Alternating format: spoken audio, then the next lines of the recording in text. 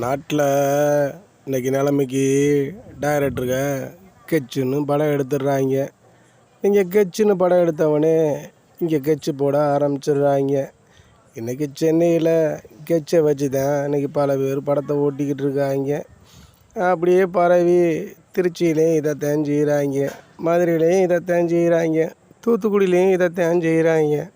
ஒருத்தனுக்கு கெச்சை போட்டு அவனை வர வச்சு அடுத்து அவனை தூக்கிடுறாங்க. இப்படித்தான் இன்றைக்கி நிலைமைக்கு நிறையா பேர் வாழ்ந்துக்கிட்டு இருக்காங்க.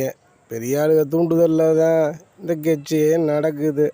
ஒருத்தனுக்கு கெச்சு சாதாரணமாக போட முடியாது. அவன் ஏதாவது துரோகம் பண்ணால் தான் அவனுக்கு கெச்சு, யாரையாவது ஏமாத்திருந்தா தான் அவனுக்கு கெச்சு, எவனையாவது கொண்டிருந்தா தான் கெச்சு. இப்படித்தான் பிளான் பண்ணி இன்றைக்கி தமிழ்நாடே அழிஞ்சிக்கிட்டு இருக்கு. கெச்சால் பல உயிர்கள் போயிடுச்சு. இனியும் போகாமல் பார்த்துக்குங்க.